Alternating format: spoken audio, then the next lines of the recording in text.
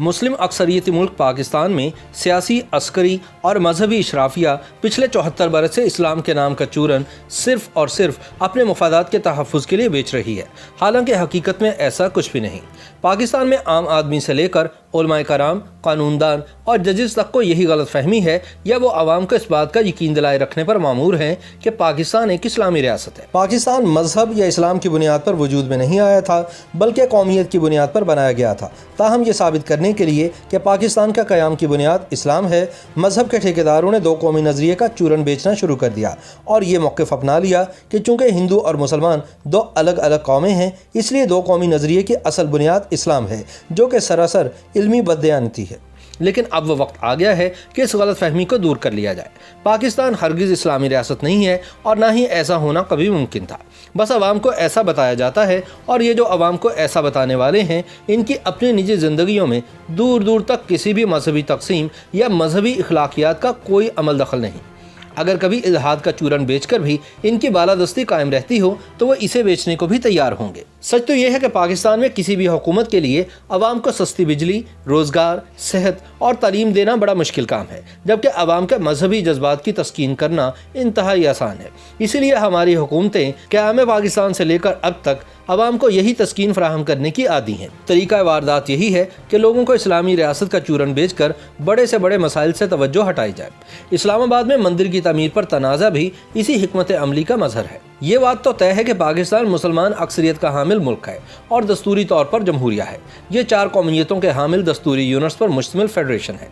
इन federating units के बाहमी तामुल को Khalistan secular बुनियादों पर मुनज़्ज़म करने के लिए जो दस्तावेज़ खल्क़ की गई है, इसे दस्तूर कहते हैं। रियासत पाकिस्तान के बाशिंदे अपनी इस कौमियत की बुनियाद पर रियासत से अपने हकूक़ तलब कर सकते हैं, जिनको दस्तूर में तस्लीम किया गया है। मुल्क की शहरियत और फिर इसकी बुनियाद पर हकूक़ देने की तारीफ से मजहब को दानिस्ता तौर पर बाहर रखा गया है।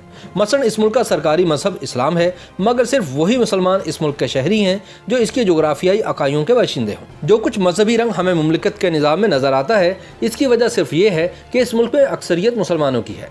तज्ज़ियाकारों का मानना है कि मजबूत मरकज़ के लिए एक नौज़ायदा मुमलिकत के बाशिंदों को वाहिद कौमियत का वहम पैदा करना और इसके लिए इन्हें एक लॉलीपॉप देना ज़रूरी था। पाकिस्तान के कानून में भले लिखा हुआ है कि कुरान और सुन्नत पाकिस्तान का सुप्रीम लॉ है, मगर जो बात समझने की है वो ये कि कुरान और सुन्नत की वही तशरीह कानून है जिसे मगरबी जमहूरी असूलों पर तश्कील शुदा पार्लियामेंट बतौर कानून चुन ले या मुल्क की खालिस्तान सेकुलर अदालतें इसे कानून का दर्जा दें।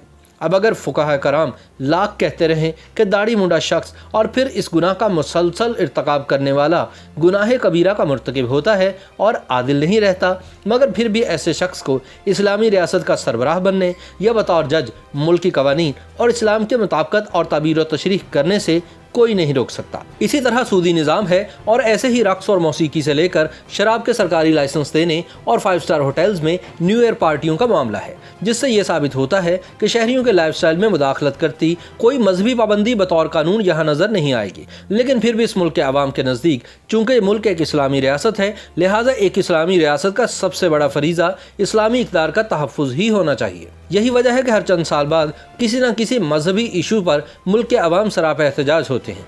हुकूमत पहले खामोश रहती है, फिर अपनी गलती तस्लीम करती है और इसके बाद अवाम के मौक़िफ़ के सामने सर झुका देती है। अवाम अगले जहान के लिए ज़्यादा राह मुयस्सर आने पर इत्मीनान का सांस लेते हैं और इनके इस जहान की ज़िंदगी वापस अपने मामूल पर आ जाती है। इस्लामाबाद में मंदिर की तमीर का मामला भी इसी सिलसिले की एक कड़ी है। नवाज शरीफ की हुकूमत के शदीद बहरान के दिनों में इस मंसूबे का आगाज़ किया गया और फिर तकरीबन 4 साल तक खामोशी रही। फिर हालिया दिनों में जब हुकूमत को पै दर पै आटा, चीनी और पेट्रोल के स्कैंडल्स का सामना था, तो ये प्रोजेक्ट एक बार फिर से मंजर-ए-आम पर आ गया। हस्बे तवक्को एहतजाज हुआ और अब शुनीद है कि काम रोक दिया जाएगा और सरकारी फंड जारी ना करने का ऐलान भी बहुत जल्द मुतवक्के है। अवाम को सस्ती बिजली, रोज़गार, सेहत और तालीम देना बड़ा मुश्किल काम है और अवाम के मजहबी जज्बात की तस्कीन करना इंतहाई आसान। हमारी हुकूमतें हमेशा से यही करती आ रही हैं और ऐसा पहली बार नहीं हो रहा। जुल्फ़िकार अली भुट्टो ने अपने खिलाफ चलने वाली तहरीक का मुकाबला भी इसी अंदाज से किया था। इन्होंने शराब पर पाबंदी, जुमे की छुट्टी और घुड़दौड़ पर पाबंदी लगाकर मजहबी जज्बात को काबू किया और फिर हुकूमत करते रहे। इसी तरह मुशर्रफ ने वकला तहरीक से तवज्जो हटाने के लिए लाल मस्जिद ऑपरेशन शुरू करवा दिया और बाद में इनकी इस मुहिम जोई का रद्द अमल शदीद तरीन दहशतगर्दी की सूरत में निकला। لیکن سوال یہ ہے کہ مندر کے معاملے جیسا احتجاج پیٹرول اور گیس کی قیمتوں میں اضافے پر کیوں نہیں ہوتا؟